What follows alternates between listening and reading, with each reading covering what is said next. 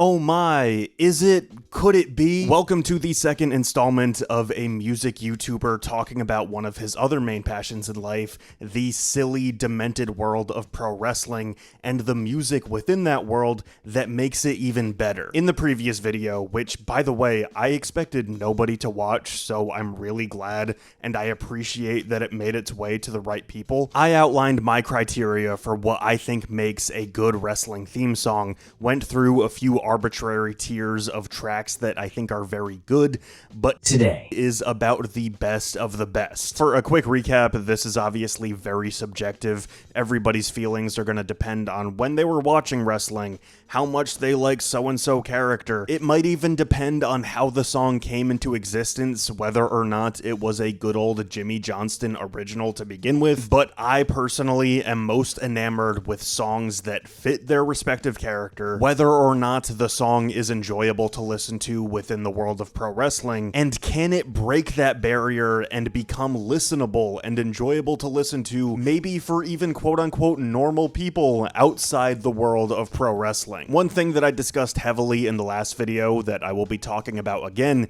is the importance of that initial sting that plays within the first few seconds of a theme song. Is the crowd instantly reacting because they know exactly who's coming out? Or is it like that video of Seth Rollins watching the Royal Rumble and he, along with all of us, are trying to decipher which bad Def Rebel theme song just played because we don't know who's coming out?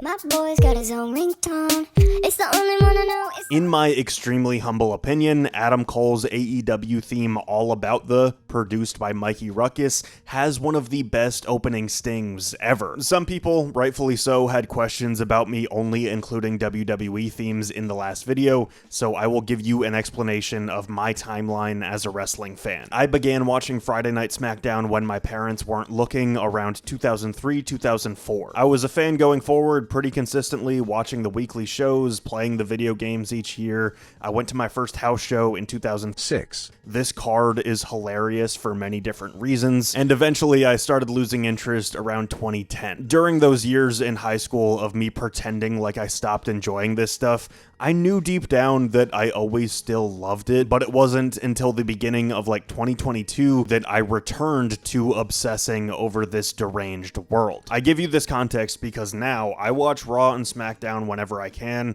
I'm always watching old stuff from before my original time of watching wrestling. I'm rewatching stuff that I watched as a kid because I was probably too focused on Melina or too scared of the boogeyman to pay attention to what was going on. I have the years that I missed after I stopped watching. That includes all the NXT Black and Gold stuff. I love watching Dark Side of the Ring, random documentaries, my favorite wrestling YouTubers, and so on. And that's a lot of stuff. It's not for weird loyalty, tribal reasons that I only really keep up with WWE on a weekly basis and not AEW, TNA, New Japan, etc. I just have plenty on my plate as it is, and my brain is that kind of like completionist, I need to know everything about this one thing. So besides me watching a match here and there of a different promotion, I feel like it would be less rewarding if I dipped my toes into everything else, as opposed to fully immersing myself in the big dub, the Fed, etc. Long sidebar out of the way, regardless of the fact that I don't really watch AEW,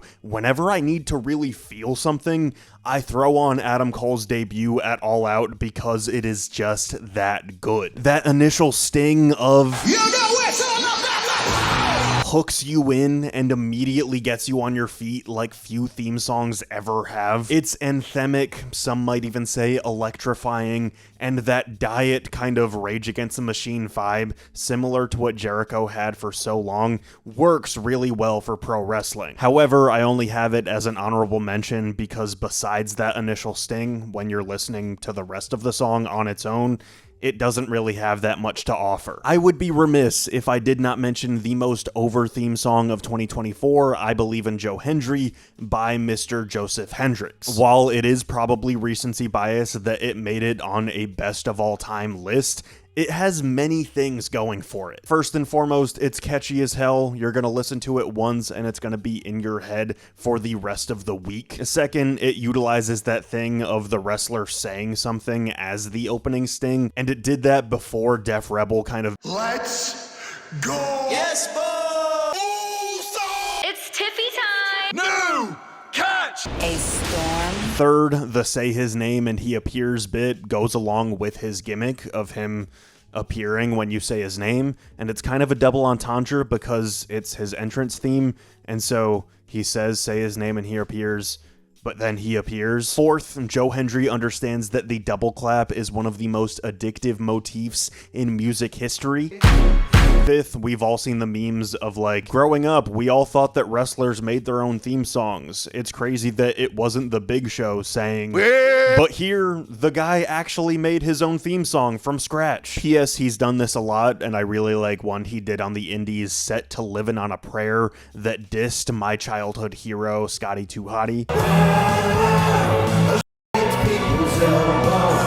But that goes along with the most important point for Joe Hendry, which is that in this ultra-competitive landscape of pro wrestling, where very talented people come and go for seemingly no good reason, this guy, who is more or less just fine in the ring, he's okay, he got over with a gigantic chunk of the internet wrestling community. He got guest spots on NXT while being signed to TNA. He got a single that actually charted in the UK, all because he made himself a good theme song. That is mind-blowing when you really think about it. I believe in Joe Hendry.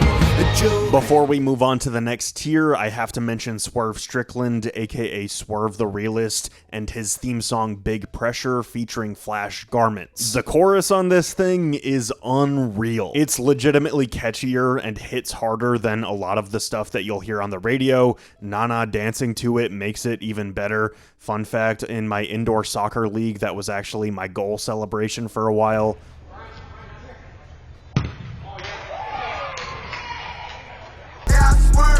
Respectfully, I think that the verse that follows the chorus is pretty weak, but I'm pretty sure I read somewhere that Swerve freestyled that, so like... Catch a vibe, catch a foot when I drive, big pressure. Aptly titled Metal, Kurt Angle's theme song does everything it needs to, and there's a certain kind of efficiency to this thing that is unbelievable. For those of you that don't know, Kurt Angle not only won a gold medal in the Olympics for freestyle wrestling, but he did so with a broken frickin' neck. Meanwhile, in WWF a few years earlier, there was a guy in a giant turkey costume named the Gobbledygooker Happy Thanksgiving. So I think you can believe me when I tell you that when Jim Johnston needed to make a theme song for Kurt Angle, the gold medal Olympic champion, and he was going to be joining the clown show, Kurt's music needed to inherently have some kind of like honor and prestige. The fascinating thing though is that while Kurt's music does inherently have this level of respect to it, it also kind of mocks him in a very fascinating way. This was the late 90s, early 2000s when Kurt was coming up. Everything was counterculture. It was Limp Bizkit and South Park. So when you have this guy that is like the straight-laced, vanilla American hero in a USA singlet, and he's like, I drink milk and I won a gold medal, isn't that impressive? Everybody was gonna boo that guy. When cynicism and defiance is the norm, this guy that is walking down to this like triumphant orchestral march, that guy is gonna look like a goober. Soon enough, people started chanting, "You suck. You suck," along with his song, which is a very funny sentiment for a guy that was like one of the most accomplished athletes in the world at the time. And the great Kurt Angle would go on to embrace every side of pro wrestling, from heroic to goofy and everything in between, and it all started with this theme song. There is a very famous, very important pro wrestler who has a theme song that I love, but that guy is very annoying, and I don't want to talk about him right now, so I'm gonna pick a random jobber from the 2000s and give him this theme song instead. And it comes crashing down and it hurts inside. Written in collaboration between Jim Johnston and the rock band Saliva, Batista's I Walk Alone is a next-level pump-up song. I like how the story in the verses really builds up and earns that scream-along chorus. The guitar riff is this melodic post-grunge that works in all the right ways, and even to this day, Batista talks about how well this song fit him not only as a character in wrestling, but as a human being. Similarly, the Alter Bridge song Metalingus that Edge adopted as his signature tune is a classic that gets the blood pumping. The You Think You Know Me defines the word iconic. JPEG Mafia uses it within his music. The blistering drums in the song, the emotional vocals, the refrains within this help the flow of the song really well, and I could go on and on. I watch Adam Cole's debut at All Out to feel something, but I watch Edge's return at the 2020 Royal Rumble to die of shock and awe, come back to life, and feel something again. You think you know me? No way. God, why did I talk about Joe Hendry for so long? This video is gonna take forever. Daniel Bryan choosing Flight of the Valkyries by Wagner is a great use of public domain. It was so much different than everything else at the time, and it really harkened back to the golden age of wrestling, where classical music was sort of a norm. Also, it fit his underdog character to a T. I am gonna get torched in the comments for not having this up higher, but Jim Johnston's If You Smell, Know Your Role, Electrifying, I feel like it has a bunch of different names and versions. The theme song for The Rock, I feel like it is just below what is the best. The opening sting is there, it fits him very well, it's super memorable, yes, but I think that there are some that are even better.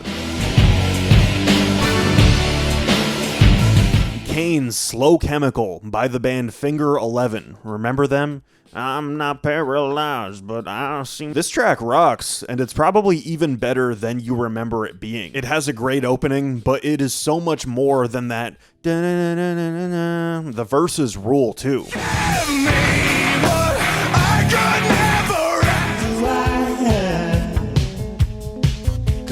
Sue Me, I Love Shawn Michaels and Sexy Boy. Written by the GOAT Jim Johnston, but more importantly, performed by Shawn Michaels. It is so funny that this guy, this cocky, arrogant jerk, sang his own theme song saying, I think I'm cute, I know I'm sexy. Without tooting his horn too much, I think that there's something almost transcendent about a guy being the best, being loved and hated by just about everybody, like, at the same time. Coming out to a theme song like this and still having most everybody on his side. Sexy boy. The only post-Jim Johnson song left on my list is CFO's doing Shinsuke Nakamura's The Rising Sun. There are many beloved theme songs in modern WWE that can be sung by saying, oh, oh, oh. Becky Lynch, Sami Zayn, Seth Rollins, just to name a few. This one is by far the best. If Adam Cole's debut at All Out makes me feel something, and Edge's return at Royal Rumble 2020 makes me die and come back to life and feel something again, Shinsuke Nakamura's debut on SmackDown with Lee England Jr. playing violin live, it makes me feel like the Galaxy Brain meme. I can already see the comments saying that I am overrating this one, but I am a Randy Orton voices guy and not really a Burnin' My Light guy. Written by Jimmy Johns and performed by Rev Theory, this one rides the line between like a caricature of the Joker type song and a full-on rock anthem flawlessly. I'm really glad that the song has been getting its flowers at live shows and whatnot, and I wouldn't want to see him doing his pose up on the turnbuckle with anything else playing in the background. At the end of the day, with all these opening stings and the songs that match their characters perfectly, do any of them in the history of wrestling fit more and hit you as hard in an instant more than this one? I doubt it. I don't want to talk about anything I don't wanna talk. Written and performed by Living Colour, Chick Magnet Punk using Cult of Personality is almost cheating, it is so good. I feel like for non-classical music, this would be the critic's choice for what the actual best song is for anything in wrestling history, right? It's one of the hard rock songs of the 80s, and it is still adored by non-wrestling fans today. What gets it this high up on my list, though, is that besides the fact that it is just that good of a track, it fits this enigmatic person, this human being, this wrestler, in such a way that you can't really understand if you're not a wrestling fan and you don't know his story. He is the Cult of Personality in pro wrestling. While he was never my favorite wrestler by any means, there was always this sense of inevitability about Triple H, and his theme song being at the top of the list kinda goes with that. The Game, written by Jim Johnston and performed by Motorhead, cannot be ignored. Hit the Big Daddy Mark video. Not that one.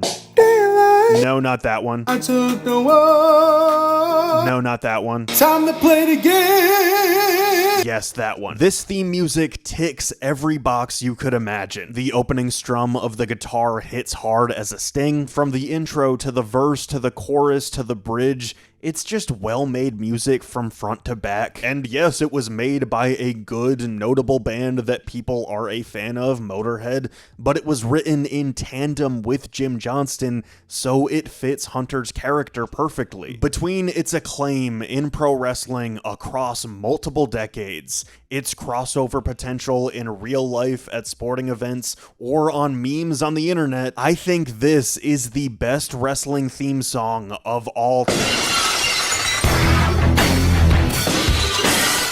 No, Stone Cold's is even better. Hey, thank you for watching that video. If you want to support my channel, feel free to like, comment, and subscribe. You can follow me on social media at RenshawHS. You can buy my merch, support my Patreon. You can subscribe to me on Twitch. That's another one. Yeah, thank you. Appreciate it. Bye.